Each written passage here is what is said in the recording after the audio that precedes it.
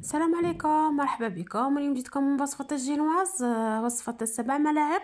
أنا هنا عندي 3 ورقات راح نخدمهم 7 في 3. 21. ديري أي 21. 5 حبات بيض، ضربيها في 3 تولي 15 حبة بيض. هنايا نضاعف لكم المقادير: ورقة فيها 7 و5 بيضات، 7 مغارف نواشف و7 بيضات. 3 ورقات فيها 15 حبة بيض، وفيها 21 مغرف سكر حرش، و21 مغرف زيت، 21 مغرف ماء أو حليب، 21 مغرف فرينة. نفصل الصفار على البياض، نحط البياض في البيترا وندير عليه قرصة تاع الملح، ونحط الصفار وحده في ريسيبيون. ومن بعد نجيبو ديك السكر نقسموه على 2. اي نقسموه على 2، معناتها نديرو نص في صفار البيض والنص نخلوه للبياض. المقدار تاع السكر نقسموه، نديرو النص على الصفار والنص على البياض.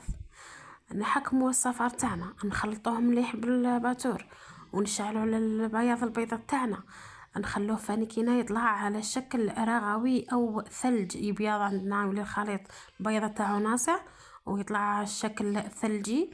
والصفار ايضا نطلعوه ويصبح عندنا اللون تاعو من اصفر الى ابيض، ويصبح عندنا القوام تاعو متماسك مليح.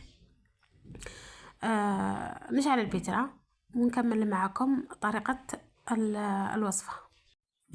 بعد ما صار عندنا الخليط صفار البيض ابيض، اللون تاعو راكم تلاحظوا فيه ابيض الخليط، وبياض البيض طلع القوام تاعو ثلجي. السكر اللي كنت مخلياته ضفته على بياض البيض، وعاودت شعلت عليه وخليته يزيد يطلع.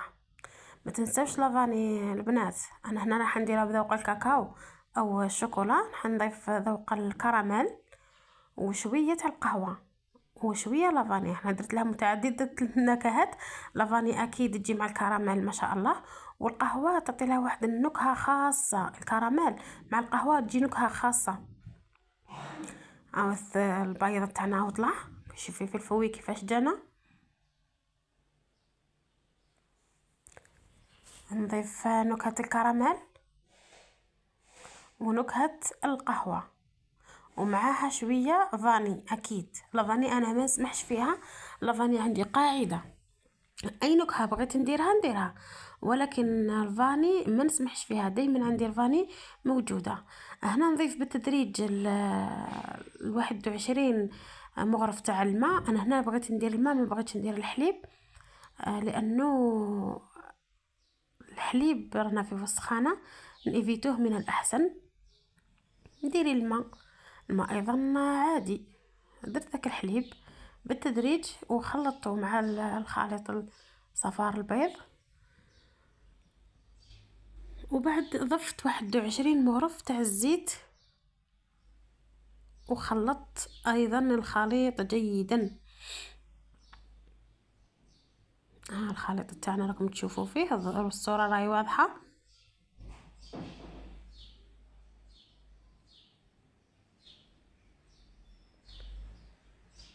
بعدها نروح نحي ذاك بياض البيض، لانه انا الريسيبيون اللي عندي او البول اللي عندي ما يكفينيش باش نخلط فيه الخليط كامل. نروح نحي هذاك المورينغ او بياض البيض من البيترا، نحيته ما غسلتها ما حاجه، ما تغسلوها ما تشويش كامل بالماء.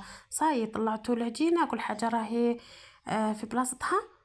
قصدي طلعتوا بياض البيض وخلطتوا الصفار وكل حاجه راهي في بلاصتها. ما تغسليش تقولي نروح نغسلو باش ندير ديك، ما تشي والو. نحي بياض البيض، ضيفي المكونات تاع صفار البيض، رجعيها في البيترا تاعك. ضيفي 3 كؤوس تاع الفارينة، اي 21 مغرف تاع فارينة تجينا 3 كؤوس، الوزن 220. لاحظي معايا هنا درت 17 مغرف فارينة، و4 كملتهم كاكاو. 17 مغرف فارينة، تكملي من رقم 17 لرقم 21 كمليها كاكاو. عندي 1.5 خمار، 1.5 خمار تاع الحلويات. اي في كل 7 مغارف من المكونات ديري مغرفة صغيرة تاع الكاطو. معناتها تجيك 3 مغارف صغار تاع الكاطو، تجينا باكي ونص تاع الخماره تاع الحلوى. كملت ضفت هذاك الخمار، نشعل عليه البيترا، نشعل عليه يدور الخليط تاعنا. انا تحصلنا على الخليط متجانس. تخلطت الفارينة مع السوائل. جبت بياض البيض، ندخل بياض البيض في الخليط الاول غير بالعقل عفوا.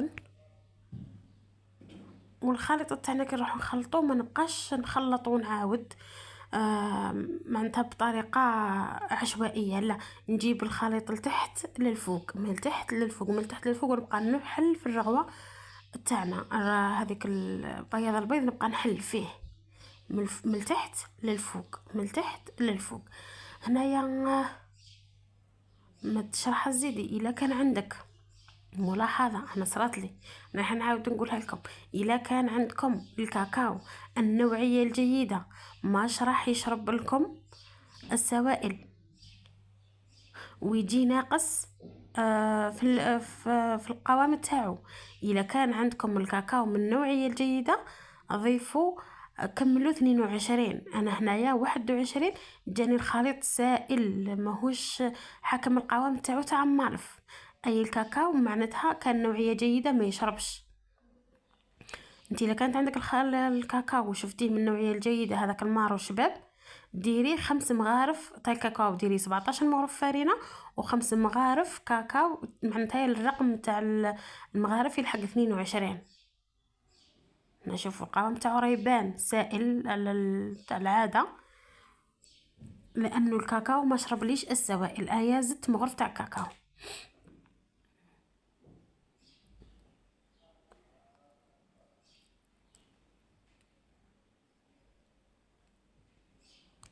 هنا كنت مسخنه الفور على درجه 180 درجه، 180 درجه. الفور تاعنا سخنته وخليته يسخن. جبت بلاطو 3 نورمالمون هذه تجيني 3 على 3. هذا بلاطو، كل بلاطو فيه 24 على 30 سنتيم. نديرو الورقه الاولى في السنيوه تاعنا ونحطوها في الفور، نشعلوا عليها من تحت. كي يسخن الفور نطفوه من الفوق، نخلو غير من تحت، الطيب من تحت. تطلع عنا الورقه تاعنا تاع الجينواز، كي نشوفوها طلعت نشعلوها من الفوق تتحمر شويه.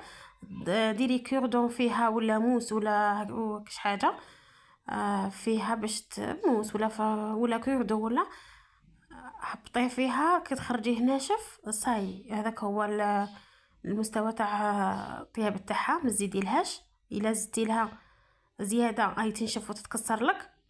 ما تتعدايش 10 دقائق في الطياب تاعها، 10 دقائق يكفوا، ما تفوتي 10 دقائق. نخبطوا صينيه واحده يخرجوا لنا دوك الفقاعات، يدخل فيها الهواء ويخرجوا لنا دوك الفقاعات. تجينا الشكل تاعها متساوي، ماشي جهه وجهه، ماشي جهه طالعه وجهه هابطه. هاي تلاحظوا الشكل تاعها جات ما شاء الله اسفنجيه. وهذا هو الشكل النهائي. راكم تلاحظوا فيها الصورة راهي توضح نفسها. نقول لكم شكرا لكم متتبعين الكرام. خوتي خواتاتي ما تنساوش ابوني جام وكومنتار للفيديو وفعلوا زر الجرس. نتلاقاو في ساعات خير ان شاء الله الفيديو القادم باذن الله تعالى. الى اللقاء.